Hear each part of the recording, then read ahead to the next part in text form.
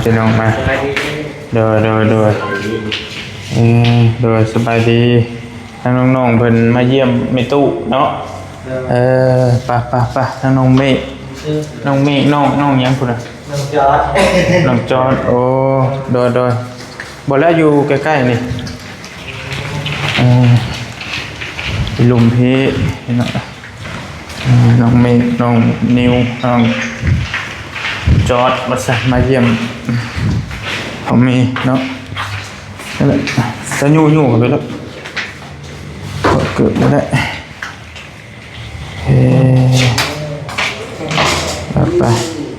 ไปเบอร์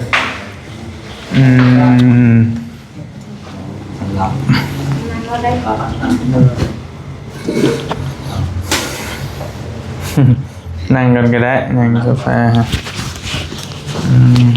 นั่งกันบ่ได้รับดอกแล้วก็ตื่นกินนี่นอนยังบ่ทันอยากรับมาเยี่ยมลูกหลานมาเยี่ยมหลานมาเยี่ยมมีแห้งเลยเนาะอันนี้ใส่เตยจ้ะอันนี้ท้องใครก็อยู่บ้านอยู่โลกอยู่บ้านก็อย่าแล้วเจ้าจะเอาเจ้าไว้เลยโลกอยู่บ้านนี่มาจับกล้องอาจจะมาพี่อาจจะจับมาเห็นว่าได้ดีขึ้นคักอยู่บ่เอาให้ลูกให้หลานฟังใครก็อยู่บ้านบ่เป็นได้ให้ขึ้นลายอยู่บ่ได้แล้วน้องท้องก็บ่ได้เจ็บบ่ได้แน่ปกติมาอยู่2คืนเลยบ่ยิงให้ต่อคืนเดียวนี่นะคืน2แล้วคืน2คืนนี้ลืมเลยเด้ยังอยู่ยักนี่เอามื้อนั้นก็น้องเมฆก็เข้าไปนั่งกันเนาะมือเราเจ็บแห้งๆเนี่ยมือตอนดึกนั่นอยู่เฮือนน่ะจนว่าตกใจไปเลยใครเห็นก็เลยคือว่าเจ็บอีหลีรอได้เห็นเนาะเจ็บจนว่าเจ็บแน่เบ่งหายใจบ่ได้เป็นอันบ่เจ็บเป็นตกใจดีไหน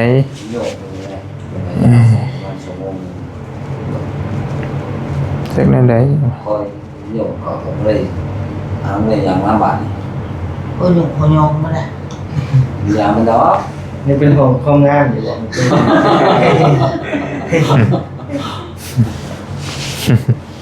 กูนอนจะเป็นยังเนาะสบายโอ้ยบ่ได้เด้เสียภาพลักษณ์เลยเนาะตัวแล้วคือนี่สิ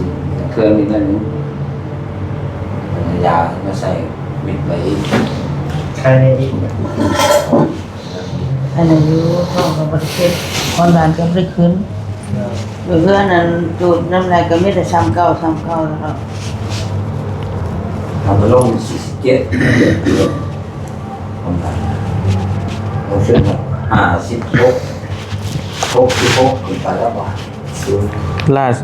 ล่าสุดนี่คือว่า337เนาะแม่นแหละลงอันนี้ปกติแล้วอันนี้นะปกติแล้วนี่ซ้ำกันกับบริอยู่ตอนวัดอยู่เชโปนตอนนั้นแก137ซ้ำนี่แหละปีเลยคำมันขึ้นซ้ำนี่เนี่ยธรรมดาคนเฮานะแม่น100ปลาย130น้อยๆนี่ได้อยู่แต่ว่าอยู่เฮือนเรามัน150 140ปลาย160สินะมัน170มีไข่เองบ่คนตรวจว่าบ่มีไข่อยู่ไข่จะมามันแท้รถขึ้นอยู่มุมนะเป็นวัดไข่วัดความดัน67 69ครับบ่ได้ฮอด70เนาะอยู่ทางลงมาเฮา50แม่นแต่ว่าอยู่มุมที่ว่าความดันขึ้นเนาะตอนอยู่โรงพยาบาลฟินไปไกลเนาะบ่ เที่ยวรูปเลยดิอยู่นะ ก็มันไปไกลมันใจเฮามันก็ แล้วจนมายังบ่ได้ลงความดันอยู่จำเก่าอยู่ ใจมันก็กล้ากลัวๆเนี่ยว่าได้แล้วมันไกลบ้านเด้มันตื่น เพศเป็นยังไงเห็นหน้ามันยังคือหัวไม่ตัวเนาะหัวแล้วสีใจมันกลับบ้าน นอนนานบ่ เลิกลานแล้ว อย่าเมื่อแล้วคุณพี่เจ็บได้อย่าเมื่อก่อน เดินอยู่ปกติเนาะเป็นอย่างเมื่อ ที่จะไปก็ทำก่อน อีกคืนนี้แบบหมอติดตามไปอีกคืนนึง ทางยาวกับส่วนเรามากับเป็นไข่อีกอันนั้นก็ได้ติดหัวที่หาง คือเห็ดเอานะคือมีแนวอย่างบัดไปมุกขี่รถไปสบายมันเป็นอย่างท้องใส่ว่าได้เลย ใช่ มันจะเจ็บหัวมันเจ็บหาง เห็นนี่ชื่อนี่รู้ไปแล้วว่าเช่าเลย สองเลย มันไม่เอาเพื่อนผัดเอาอีกแล้ว แล้วจะใช้ยาอย่างว่ายิ่งรอด มันเป็นน้ำใจเฮานี่เลยเป็นน้ำใจเฮาใจเฮาคิดเด้ เราไม่ได้ข้าม ใจมันนั่นแหละ ไปก็หมดเตียง ส บ้าน บาย นี่ก็เขาจะว่าเอ้ามาไว้แท้ว่าไปแล้วก็กลับเมื่อเลยเพิ่นน่ะเมื่อได้แล้วแม่บ่เป็นหยังว่าอย่างมากินอยู่บ้าน มันมาเฮาเทื่อนเพิ่นเป็นแล้วมาอีกแหละทีนี้นี่อย่าเฮือนสิบ่ว่า มีอย่างนี่มันอยู่กันดีก่อน จังหวะก็ยังมืออยู่เป็นบริก่อนบ่ก็ต้องเปลี่ยนสถานที่เบิ่งเป็นว่าเรื่องตาบ่เห็นนะเรื่องความเชื่อเรื่องผีเรื่องสร้างไปหั่นน่ะเขาว่าไปเรื่องนั้น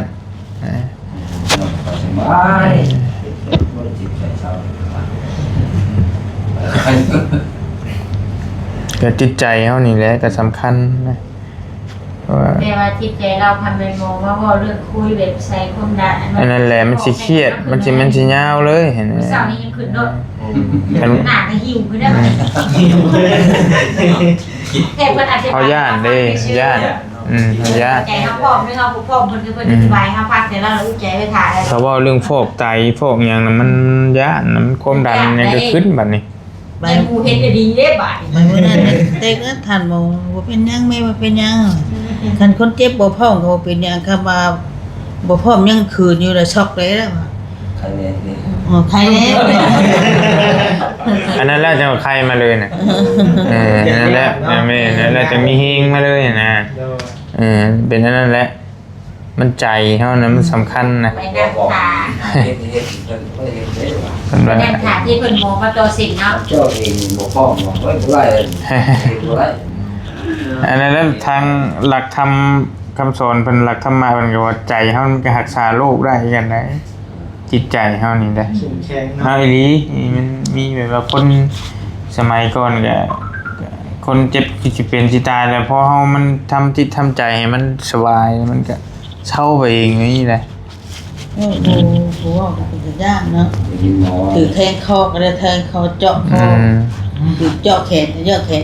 เราผัดย่าน มีคนหัวใจนั่นอยู่แล้ว มื้อนั้นน่ะสิเอาเราเข้าไปฟังอันนี้ฟังสายยางไว้ เตรียมไว้ฟอกเลือดนะถ้าได้ฟอกถ้ามันเหี่ยวมันยังบอกพี่ฟังไว้ตกลงกันข้างนี้แล้วบ่อยู่บ้านว่าสิไปแล้วบัดไปพุ่นเรามันเปลี่ยนใจเราบ่อยากเปลี่ยนเพราะหมอพัดดึงเข้าไปห้องเหมือนว่าสิเฮ็ดแหละ ให้ตื่นนะดิ ตื่นย่านมันนี่ถอยตาต้านบัดพ่อหมอว่ายาได้คนไข้บ่พร้อมแล้วก็ยาหั่นน่ะบ่เฮ็ดก็ได้แล้วก็โล่งบัดนี้ใจมันโล่งมันบ่ย่านบ่ได้มันมีเฮงหั่นน่ะมันมีเฮงเพิ่นก็บ่ฟื้นถ้าเฮาบ่สมัครใจ พอเป็นลูกว่าได้เอาลูกผมบอกเห็นไหม บ่เพิ่นก็บ่เฮ็ดดอกมันเป็นหยังไงเพิ่นก็ยังเป็นโทษกันเนาะเจ้าเพิ่นบอกเฮ็ดแม่บ่เคยผ่าตอกผ่าตัดเสือก็ตะเกิดย่านนะ เนาะ มันจะชอบแทกไปเลยเฮ็ดได้ เฮ็ดเจ็บพ่อเพิ่นก็เอาอยู่บ้านบ่ได้ เข้าใจย่านเรื่องย่านบ่ลีกผู้นึงแล้วย่าน พาเนาะ แม่นไม่แต่ฉีดยาหยังก็ย่านนะอะไรหยังก็เข้าใจอยู่ เสีย แต่ว่ามันลูกเต้าก็ย่านว่ามันฉุกเฉินนะเพราะว่าอันนี้มันเฮ็ดปุบปับบ่ได้เด้มันต้องเตรียมไว้ให้เพมันดีนะเป็นเดือนปลายอยู่ หลายคนเว้าเนาะ เป็นโลทางเนาะ เฮ็ด ที่ ท่า โทร ไว้ มาหาลูกกันยั่วกับทางสิริหั่นให้เจ้าเปลี่ยนมาพลังให้แม่เอ้าไม่เจ๊กแล้ว อืม ทั้งยันลูกทั้งยันแม่ที่ แม่นจักสิปัวไผปัวยาเนาะเดี๋ยวสลบไปเลยก็แล้วนะลูกพออยู่ดีๆแบบย่าว่าเป็นจังไดก็ย่าว่ะ เพิ่นเว้าทางเลือกให้ เพิ่นว่าทางบอกทางเห็นในนั้นก็ดีเพิ่นว่าเปลี่ยนมาพลังเจ้าไปให้แม่หน่วยนึงเจ้าก็ได้หน่วยนึง คือของน้องเมฆนี่ถ้าน้องเมฆสมัครใจถ้ามันถือกันเพิ่นตรวจเลย ขอน้องเมฆมาหน่วยนึงมาใช้หรือของน้องนิ้วที่มันถือกัน มันก็เป็นหลายอย่าง เอามายัดใช่นะ แต่ว่าคันเฮาได้พาแล้วก็คือน้องเมฆนี่ก็มันก็บ่นั่นแหละบัดบ่แข็งแรงแล้วบัด ดีๆไม่แห้งที่บ่ผ่านบ่มั่งได้ซะเนาะ อืม มันพูดเป็นก็ย้ายซะให้เป็นนะ ไปแล้วเนาะมันเหลือ อื เดือน ม หลายคนหลายเว้าดอกอันเพิ่นเว้านั่นโอ้จักสิเอาคิดทางใด เพิ่นว่าทางเลือกให้ว่าถ้าบ่อยากฟอกเอาแบบนั้นก็ได้เปลี่ยน ใช่ลูกจะปลูกมาปลูกเองอยู่ เปลี่ยนไตให้ เอานะบ่ตีเอาผู้เป็นห่วงก็มันหายากนี่แล้ว อืม เราเป็นชัด บ่ลูกก็สิให้ลูกก็ได้ให้เขาเจ้าเอาบ่รับบ่ว่า เพิ่นเลยย่านมันให้คิดไปอยู่ที่ดิ ยังคิดหนัก ยันลูกพานี่ยันเนียงนี่บ่มันก็ พังไปนี่แหละว่าเป็นนี่แหละกันเตือน สู้ๆใจแน่ แม่ มันมี3ทางเลือกนะ ตอนเรื่องเล่านี่นะเรื่องทางที่1นี่คือฟอกไตแต่บ่ฟอกก็เปลี่ยนไตคือว่านี่แหละฟอกเลือดนั่นแหละทางที่3ก็อยู่ชื่อแล้วหากินเนียงไปคลำคำแคะไปเพื่อมันดีขึ้นก็มี ว่าแนวดีแบบ อืม เฮาก็เปลี่ยนไปซี่ได้แม่เอ้ยกินหัดกินนี่แล้วก็ล้ำเอาแล้วก็บ่เป็นหยังท่ากูมือนี่ก็มีแห้งก็ระวัง เออ เราเอากินอาหารเสริมเอาหมดก็ได้ เชิญมันนะ ก็มีคนแบบว่าเป็นคือเล่านี่ก็สิตายเลยนะว่าอะไรก็สิตายแล้วก็ หลายคนดีอยู่เพราะว่า ก็คลำคำแคะไป เขาเราไปสั่นเข้าหูกูอยู่เตียง ใครอยู่เราละยิ่งว่ามัวได้อยู่ละมัว นิ่มอยู่คนทำว่าคือสิแล้วอยู่นั่นแก อารมณ์ดีเดี๋ยวไอ้ลี่เอาไว้ คนเห็นคือลูกหลานมาเยี่ยมอย่างก็สิแต่ว่าบางทีมันอยู่ผู้เดียวนะแล้วมันก็นอนไปแล้วคิดไป เพิ่นเนี่ย ยัง นะ ไป ว่าให้เอาใจแม่นะถ้านอนในเขตในคาดแต่บ่ได้ แต่แนวมันแหละบ่ว่าแต่คนป่วยแล้วเนาะคนปกตินี่ก็ มันมี เป็ แน น ว ว่า เขตแค่เนี่ยมันขึ้น แต่เรามันคัดใจนี่ก็อยู่ก็คือกันนั่นแหละกำลังใจแหละกำลังใจ ใจ กำลังใจกำลังใจสำคัญ มันรักษาโรคภัยก็ได้นะคือว่าได้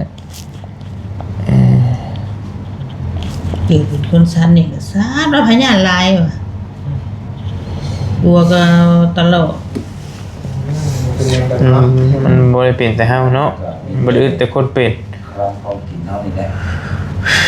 ต้องกินให้กินจางๆจืดๆแต่ คน ท่านเจ้าคลำไล่น่ะดีเพิ่นว่าก็สิลํเอาว่าในเตียงไงสิคลำเอาว่ะ จะเคลียร์จะเคลียร์ไอ้ที่เราจะบ้างกินหากินหา อยากนุ่มดีขึ้น ก็เข้าใจอยู่เรื่องหยามันก็คู่คนนั่นแหละ มันบ่ได้กินมันคือเมื่อยเลยเนาะ มัน ได้กินแล้วคือมีแห้ง กิน แน่ แล้วแบ แบบ บ มี นี้ ดีขึ้นแน่ อืมลิ้นเฮานี่มันอยากคือหยังเรื่องอยาก เชิญมันไหม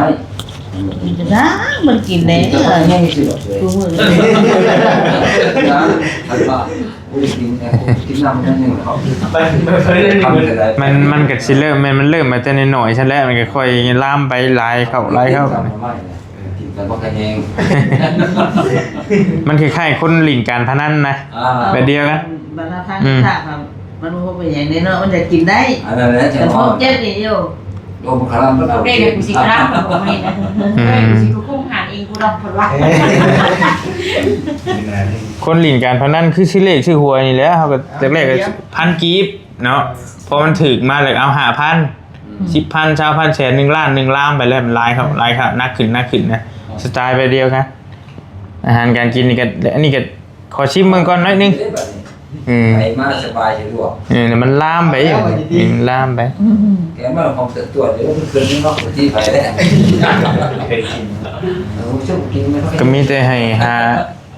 ลูกหลานกินแกบ่ต้องให้เราเห็นกินไกลๆนั่นแหละเห็นมันยาก คันมีผู้เฮ็ด ว่า ย่อมาให้ชูกิน เราลำปากแล้วก็สีนั่นเยอะมาก ได้อยู่ เราละมัน วันนี้แม่เป็นผู้คั่วกินคั่วหยังไม่อยากซีมอยากจับอันนี้ได้แล้ว เราเฮ็ดเองนะนี่แต่เก่านะ กินน้ำครัวเฮือนเขาชานหมู่ไม้เบี่ยงมางานกับแม่นี่เป็นผู้เฮ็ดว่ามันอยากหอมกุ้มอย่างแล้ว เต้สักบาทดิ คันเพิ่นย่อมาคือน้ำห้องหมอไปพี่อาแม่เอ้ยกินกินได้ บ่ได้เห็นหยังเนาะ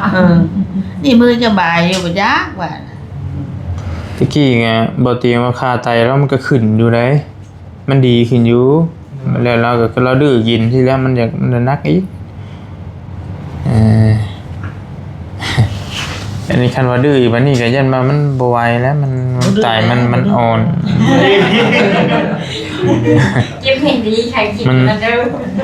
มันอ่อนแห้งเลย จะได้เราไปสัญญาของเราอีกแน่เหมือนมีเพื่อนบอกไงไปสัญญาเราเอง มันอึดเอาแล้ว ก็ฮักตัวเองแหละเนาะว่าเฮาก็บ่ได้อยู่นำ24ชั่วโมง มาเพิ่นให้กินไข่ลูกว่ากินมื้อ10หน่วยแห่งดีดิไปกินได้เนาะกินแต่ไข่ขาวนี่คือเรื่องบ่ได้กิน โอเคแล้วฝากมือเนาะกับมอนสิครับ เป็นยังเพิ่นก็แก้หยั่ใช่ยาใช่ไม่ได้ตัวกินแซ่บเนาะนี่น่ะอยากฉันกินไข่น่ะป้อนฉันดูเทื่อละหน่วยบ่ได้ไม่กินบ่ได้คือโตว่ะ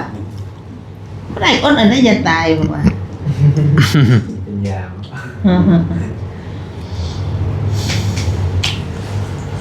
สิละคนเฮาบ่เป็นก็เนาะคลำเมาปู่บ่ทันเป็นก็ได้ ใครจะมากินแล้วนี่ใครเอากินจ้ะวิตามินอย่างละผมว่ากินคุมแล้วกินสริวัตนึง วิตามินโปรตีนเยอะได้กินยาได้ตะกี้ยอมเมียนในโมกุ้งกินกินมันไข่ขาวเลยแล้วแต่ได้เดียวว่ามองไม่เห็นเหมือนบุกินบ่นี่ บ่แต่ว่างบ่ทันได้เป็นท้องเป็นไส้บ่ทันได้เมื่อยน่ะ เรากินไล่ กินได้อยู่มื้อหา6หน่วยก็ได้เนาะกินให้แซ่บเนาะแกะใส่กินบ้านเป็นไปสิเฮาอยากเฮาเข้าสิกินได้บ่ เนี่ยแต่มาปัวลำไส้ก่อนลำไส้เป็นแผลอะไรมันกินหยังมันกัดนะมันละเจ็บ เห็นบ่อยาก แม่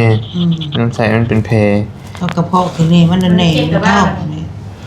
บ่ บ่คันมาเฮาอยู่รักษาที่ต่อเนื่องหลายมื้อสิเช้าแผลแล้วนั่นน่ะ มันอยากเศร้าเลยเนาะ แม่มันให้มันเช้าแล้วคือไม่เฒ่าใหญ่เพื่อนนั่นก็ไม่เฒ่าบางนะเป็น2 อาทิตย์ผู้ใดเราไปนอนใส่น้ำชาอยู่หมกอ่ะ เรากินนะ แม่นั่นแหละก็จังม่านมานี่นะอดก็อยากเมื่อแต่ลูกหลานบังคับให้อยู่ห้องหมอใช่แล้วแต่ว่าให้เพมันเศร้านั่นแหละแต่ก็ยังอยู่เท่าคู่มือเลยเราก็ไปบางนึงนี่ก็นางขมกอยู่ปกติอยู่ เราจนหายออกมา ก็นั่นชั้นแล้ว มันก็ดีอดได้เชื่อมันเบิด ป้าให้ยันบาปเด้อ สิบาปเนี่ยก็ยังให้ดีให้เศร้าเนาะ เมื่อก็บ่ได้เมื่อให้บาปนะจ๊ะ เร็วกันบาทเลยสิได้ป้าเมื่อวันนี้ เนี่ย เป็นไป บ้า บาทเพิ่นก็เลยเอาความชุบเพิ่นให้บาทเพิ่นให้เด้เพิ่นให้บาทบาทอยากเมื่อบ่ได้เมื่อ ช้างอยู่ใกล้ๆบ้านตัวเองเนาะมันเป็นเนี่ยไผเสียมาอยู่คนมาเฝ้ากับไผเสียเฝ้าคือว่าเนี่ยมันมีไผอยากมาดอกแบบนี้เนี่ยมันเป็นนี่แหละ อยากให้เศร้าเนาะ มันมีไผหรอกอยากมานอนอยู่ห้องหมอเงินก็เสีย มีหยังกูเฮ็ด ย่างกี่เอ่ยเนี่ยอย่างย่างลบป่ะย่างลบมา แล้วเด็กได้เรามาโทรศัพท์ก็บ่มีลิง นี่นะนั่งชื่อ บ่มีแนวสิเฮ็ด มีตัวเมียก็ตู้เมียวหลังเมียได้กับมานอนย่างโอ้ยอย่าเวียนอย่างเนาะ สารสีค ไม่ได้บังคับทำให้มันในนองเลยบึ้งมา อ เนี่ย ย่าไปยังไม่ได้ไปทำเลยจี บึ้งช่องบึ้งมาทำได้ป่ะอีกตัวว่า4 โมงครึ่งแล้วเปิดมุมโทรศัพท์ประตู4 โมงครึ่งตอนเช้าใครต้องเหนื่อยนอนหรอ อย่างเมื่อเลย คนนี้มา4 โมงครึ่งแน่ตัวเอ้ยเดี๋ยวคุณ4 โมงเช้าใครนอนหรอใครชนะมือละมือได้หรอ พังเบิ้งเข้ามานั่นกับปืนกับเข้ามาพ่อเมื่อกับเมื่อก่อนกำลังมันกะยา เพื่อนห้องควันให้ในเมื่อหักควัน ยาดอกอันนั้นมันบ่ดีก็จังมาอีกำไก่เนาะ ใกล้ๆนึงอยู่ลาวเมื่อเบิ่งได้ก็ได้มีเถาใหญ่ให้เต็กแล้วแต่นั้นเราไปนอนอยู่นี่นอนลาวเวียนเห็นผีเห็นช้างน่ะเว้าไปนี่ย่างเพ่นผ่านอยู่แล้วมัน โอ้ยเราจนช็อก จำลูกหลานก็บ่ได้นี่แหละไปก็ว่าเราสิบ่รอดเลยจังนั้นก็ผีไม่ได้ใช้ย่างยงมาเว้าสิได้เว้าแบบเห็นแล้ว ที่เขาแล้วยันจูกันแก้วเราก้าวแล้วบอกไปเองนะ ลายนี่อะไรก็พาข้ามไปมุกไปนั่นแกยังจำบ่อยากได้อยู่ไปเลยเพิ่นว่าแคลเซียมในสมองแล้วมันน้อยเพิ่นให้นอนกลางคืนเอาหรือว่าให้นอนกลางเว้นเพิ่นแนะนำให้ลูกหลานชวนเว้ากลางเว้นให้นอนกลางคืนเนาะกลางเว้นบ่ให้นอนแต่ว่าน อนดูบนเตียงเมื่อเนาะกินนี่ยังไม่ได้นอน บอกว่าแต่มันคนละอาการก็ไม่ตู้บ่เป็นหยัง ว่าเพื่อนเป็นสบายไหมเป็นการเรียนนะ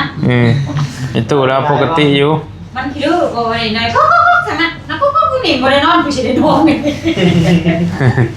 มันดื้ออีเนี่ยมันยามันมือเลย กลางคืนเอาเมื่อบ่ นอนเป็นจิมนี่ดึกน้อยว่าบุษนี่ มันดื้อเลยวันนี้กูชินอนกูได้ไหนนอนวะมันข่าวมามันก็ยื้อกันเทิงกันเล่นตัดแล้วได้จับอีกหน่อยมันชนเลย เนี่ยคนเป็นละคนละแบบ เป็นไรเบ้ เป็นได้หนึ่งคนหนึ่งเป็นได้หนึ่งขันบ่เป็นยังก็จะเยอะนะ เพราะมันอยู่ในพฤติกรรมการกินเท่าได้ปกติดอกคนบอกอยู่เป็นน้ำอาหารการกินล้วนๆเลยนี่อยู่ในกินในโรคภัยคือน้องเมฆนี่ก็สิบ่เป็นหยังปานใดแล้วนี่พอตู้นี่เรากิน สตาเดียกันแน่ เรากินแบบว่าบ่กระโชกกระไชนะกินนะ กระชอบกระแจบ กินกระจับกินเนี่ย กินหน่อย กินโบราณนะ เร็วนะ ซึ่งจะเชื่อว่า ของ ชื่อมาหายยังอยู่ในตู้เลยกิน ขายน้ำตู้หนูชื่อมาเฮือน มันยาอยู่ มันไม่กินยากินแต่ฉูบแต่ยาเท่านั้น เราจะเป็นก็เป็นป๊อดเดี๋ยวเราจะเป็นกับโรคป๊อดเราสูบยา ยานี่ครับได้ ประมาณนั้นแหละ ปากเราบางอย่างยังว่าพอจะกินได้เลยชื่ออยู่หรอพออยากเนี่ย ชื่อว่าเต็มตู้เมื่อสิโครกรามันจะกินอะไรมันบ่อยากไอ้กิน หวานมันให้เต็ม เจ้าลางมันจับแต่แค่ปากเอง มันแม่หวานมันให้แซ่ ยังไม่แค่เล่นจะคือ ไม่พอจับปอดแดกแค่ไหน กันคือหิวมันคือเฮาแบบว่าเนาะว่าเพอช้องถ้วยก็บัดกันหิวดี เป็นคนมีคนหนึ่งหมูบดนะเป็นมีเส้นติดกระช่งเลยแต่ยังกินหมูบด จะตาห้างมันยังบริกิตมีฮอนเลยเกิดมีนะชามมีอ่ะโอ้ยปีเลยขึ้นมีขึ้นยัง สองห่อแล้วอย่างต่ำห่อเดียวบ่เจียวแล้ว ว่าแดงดีจริงนะข้ามสองข้ามผมลืมใจแล้วได้ ยาสูบก็กระทิ่งแดงกินกาแฟ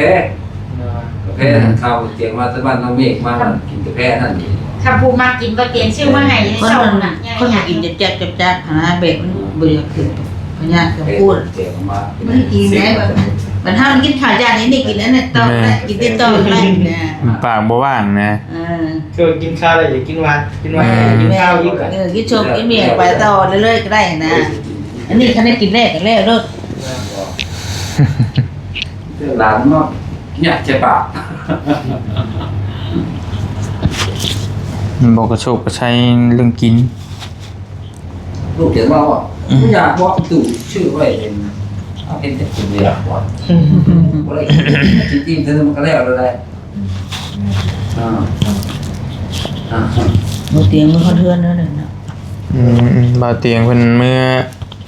เอาเสื้อผ้าพี่น้องเมื่อเปลี่ยนเสื้อผ้าแล้วก็สิมาใหม่ มาหามน้ำไหน เออ เตี้ยสุดเดียสุดเดีย มาคืนนี้ เบิ่ง มาแต่ว่ามาเราติกวดละเมื่อนะมาวัน มาบ่ได้เตรียมโตว หมูสอนหมูกินได้อยู่กินข้าวแล้วกินก็ได้กินก็ได้กินต้องกินก็ได้กินข้าวเดี๋ยวกินข้าวแล้วไปแล้วนี่เจอกับยาท่านก็เลยมาดูเป็นก้อนๆมันจะว่านานกินข้าวแล้วก็เขาก็เลยเต็มขันก็คือเราสูบว่าอันนี้เราเนี่ยเขาเรียก งานนี้น้องคือพี่น้องโมมากตรวจไปสู่ไว้ห้องเงินในกลุ่มหัวโลก ว่าเป็นเราคืนเราเมื่อไหร่ กลุ่มนี้โลกละจ้าปากขอหมอ แล้วสิเมื่อสิได้คิด ผมเลยไม่บอกลูกจะเรามาเป็นเจ๊ก4 โมงเอง น่ะว่าเปิดประตูคืออากาศเย็นเนาะน่ะโดนเกาะ พี่กี้รถเตียงไปนอนพักนะคือบุกขัดใจยังบุหินไปตู้ดูมานอนอยู่นี่ นอนได้หนีเลย รถเตียงนอนนี้ เสียงมันพอนอนนี่ เลยนอนหวาน หมอนี่เมื่อได้คืนอยู่แต่อัน อันนี้นะ ตะกี้เพิ่นเฮาสิเมื่อเลยโอ้ยมึงเมื่อหยังตัว แค่ว่าเห็นมั้ง เป็นหยังเฮาอยู่ไปใส่หวยไป มันให้เดือดบอดี้เลยให้เดือดผู้อยู่กว่านี่เนาะ แม่เป็นยังให้อ้ายอยู่นำพี่น้องมัน บอดี้ให้เดือดกว่านี่เชียงพายุ ก็เลยว่าบ่รีก็เลยว่ามื้อแรกก็สิได้มื้อเก่าแหละบ่าวเตียงถ้าบ่าวเตียงมากแหละกับมื้อ เดือดกับบอดี้ยุบอ่ะนี่ ระบบห้องมันก็คือเห็นนี่แหละน้อยมี5แสนนั่น ฮะ คืน 5 แสน คืน พันเนาะ ใครก็ไปหมดอยู่เนาะ อยู่โมงกลางคืน3,000ชอง ถ้าเราจะได้สาม ถือชุดได้ห้องถือชุดได้ฮะ ชม3ชมใช่ว่า20,000บาท บ่ชอง10,000ปลายกันมันรวมเบิดเลยไปนอนคืนหนึง นอ เบิ น ดพอดี 3 คืนได้นะเว้ย3,000นะ3,000 บาท พอดีไปเบิด20,000กว่าบาทอยู่มุกมื้อคืนเดียวน อนคืนเดียวคือยาก็บ่ได้มีคือยาไปแต่เฮือนน่ะเพิ่นว่ากินอันนี้ก็ได้บ่เอาว่าให้เท่านะ ใช้เลือดนั่นแหละหลายอย่างอยู่ใช้เลือดใช้ยาใช้อยู่แต่ว่ายากินน่ะคือว่าบ่ได้ให้บ่ บ่ เพิ่นบริการดีแหละมันก็บวกไป ยาจะดีจนนอนบ่หลับ ดีพอจะนอนบ่หลับบ่ อ้าวแล้วจริงๆนะไม่จริงๆอ่ะอยู่บ่ได้นอน โอเคไปพี่น้องไปบอลี่ขอตัวเดินทางก่อนบัดนี้พอดีตัดไปนะพอดีกินนี่แบตบอลี่มันสิเบิด แบตเหลือ 1% มานี่แล้วก็ตอนตัวกำลังสิตีหนึ่งแล้วนะพี่น้องสิบ่ายโมงกลางคืนหรือว่าตีหนึ่งเนาะบอลี่ออกแต่สอนนักเขตออกแต่โรงพยาบาลกลับเมื่อบ้านก่อนบัดนี้ก็ได้เนาะให้ทางไอ้เตียงเพิ่นนอนเฝ้าทางเมพี่น้องบอลี่กลับบ้านเนาะห้องมันก็ค่อนข้างแคบพี่น้องแล้วก็ทางเมเพิ่นว่าจังให้ทางอ้ายอยู่นำว่าซั่นทางบอลี่ตอนแรกว่าสิเปลี่ยนกันกับอ้ายนั่นแหละแต่ว่าทางเมเพิ่นว่าให้อ้ายอยู่นำก็ได้เพิ่นว่าจังให้อ้ายอยู่นำว่าซั่นให้พี่ชายคนโต อยู่นำเพิ่นเนาะแล้วบอลี่ก็ออกมาแต่ก็ในใดก็ส่งถามข่าวกันนั่นแหละพี่น้องแล้วก็มีหยังกับบอลี่สิแลนมาเนาะห้องมันก็ค่อนข้างสิหอมน้อยนึงพี่น้องกันว่าคืออยู่ไทยนี่ก็ไปไทยนี่ก็นอนน้ำกันบอลี่ก็ได้นอนอยู่ห้องน้ำกันนั่นแหละมันกว้างแน่ตัวนี้ละห้องค่อนข้างสิแคบนอน3คนน่ะก็ยังว่าอยากแคบอยู่พี่น้องนี่จนสิบ่จักมีหันหม่องนอนเนาะเพื่อแพทย์หมอเพิ่นมาใส่ยาเอาจะได้ก็แล้วแต่ขอมกขอบใจทางน้องๆเพิ่น3คนเนาะทางน้องเมฆน้องนิวแล้วก็น้องหยังบุที่มานำอีกคนนึงฮะน้องเพิ่นมานำกันเนาะเพิ่นมาเยี่ยมมายามมาสั่นขอมกขอบใจหลายๆเด้อทางน้องๆเพิ่นออกเมื่อก่อนแล้วตามหลังกันเมื่อนี่แหละทางน้องนิวน้องเมฆก็ได้แปกันกำลังตามหลังกันเมื่อเนาะเอาจะได้ก็แล้วแต่ขอมกขอบใจพ่อแม่พี่น้องเนาะทาง FC ที่ฮักแพงเฮาเบิดสุขุทุกคนที่ติดตามให้กำลังใจ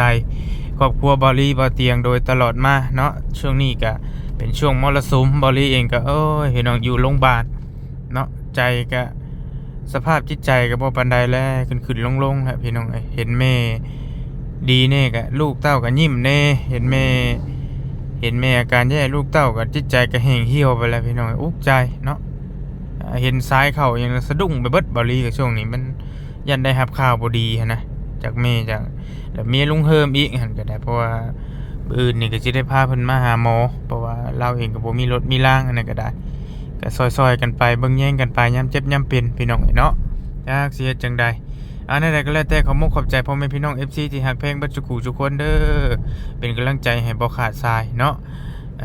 จังใดก็รักษาสุขภาพกันแน่พี่น้องเป็นมาหลายยากสิแหละเนาะระวังอาหารการกินรักษาศีลเนาะภาวนาพี่น้องเอ้ยพักผ่อนให้เพียงพอไปอยู่ดีมีแฮงขอขอบใจเป็นอย่างสูงไปแล้วบ๊ายบายเจอกันใหม่โอกาสหน้าพี่น้องแล้วจังว่ากันโดย